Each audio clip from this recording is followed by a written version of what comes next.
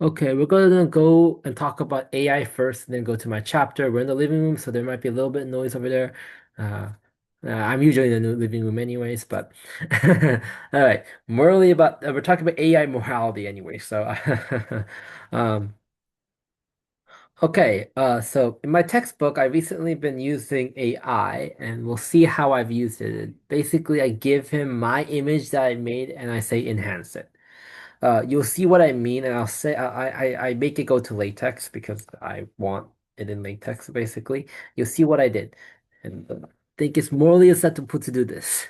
Uh, and another thing I do is annoying task like getting all the prime numbers and adding two to it, because I was not about to do this stuff. I mean, I was doing it, and I was just like, "This is painful. I'm not doing any more of this. Let a computer do it, like an evil bastard." But yeah, I'll let the computer do that. Um, anyway, we're gonna talk about sub-coordinate linear graph later. But first of all, we're talking about AI. Why do I keep on going to that? So ChatGPT. So this is a drawing that I made like long time ago. You can look at my previous video way before AI. I've made this drawing. Okay.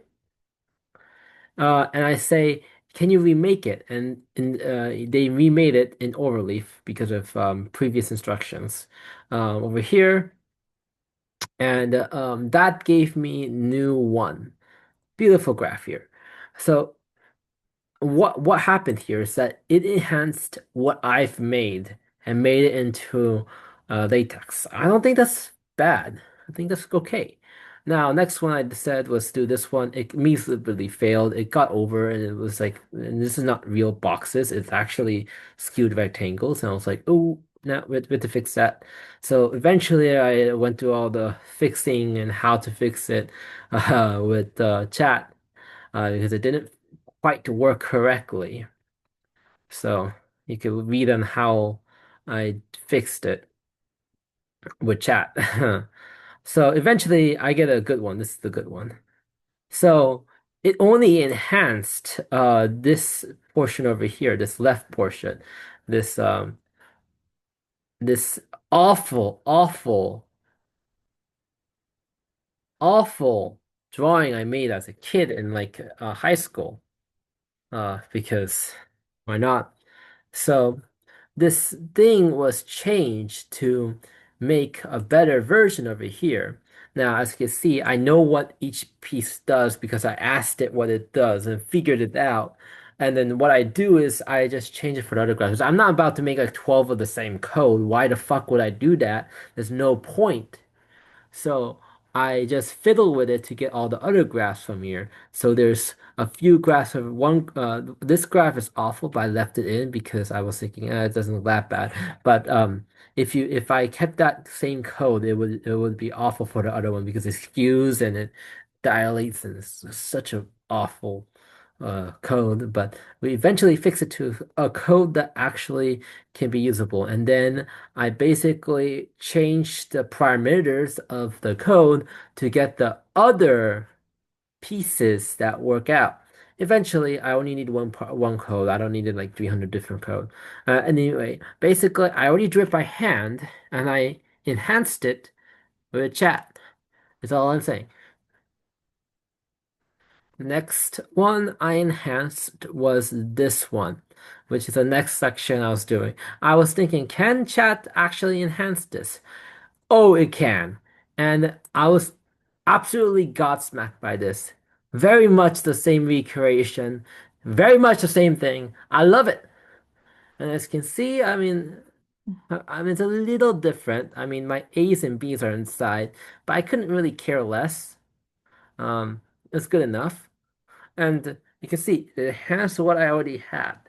It just, yeah, I don't think it dragged this from the internet. Definitely not sure if it did, but definitely sure it used my drawing to make it. I'm pretty sure. So yes, so I'm pretty sure because I said uh, instructions to just remake what I have in latex. Um, yeah, that's how I kind of got that. I'm gonna do the same thing with this. I mean, it should just roll off the tongue at this point. If I put this here and then just tell chat to remake this version. I'm gonna be laughed at if it doesn't work properly. Oh, come on, work, work. Uh, of course, I would want everyone to just learn what it does. Like, it's a pretty good idea. I figured out what it does. Um, First of all, without this, nothing works, and you need to get these libraries or the patterns work. For this one, this compatibility is pretty makes it the version update. If you don't do that version thing, it actually makes it smaller a little bit, which I'm sure is just a version update. And you can kind of see what each one does. This is the middle axis like this. Yeah, and then you keep on seeing what it does. Uh, it's a good idea to let yourself know what it does on each one, like how it do a rectangle and everything. If you don't know what it does, and then probably this one also works. I will have to check if it works, but it probably does. I mean, we can just check right now. It always needs a little bit of fixing after a while, but let me just see. Okay, it needs a lot of fixing. Okay, yeah, yeah, we'll fix that eventually. Okay. Um. Yeah, ChatGPT also, when you do latex, needs a lot of fixing, by the way. Don't expect it to work 100%. It always needs some kind of fixing every single time. Um, well, that is expected to happen. Anyways, we're done with talking about chat. As soon as my computer wants to load, we're gonna go to linear numbers, hopefully. Okay. Now done with ChatGPT talk.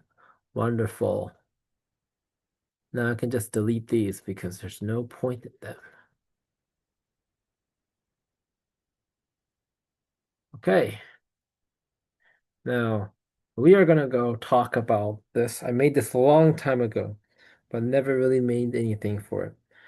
I mean, maybe we should make a ChatGPT a separate video. So I'm gonna stop my recording here and make a new video for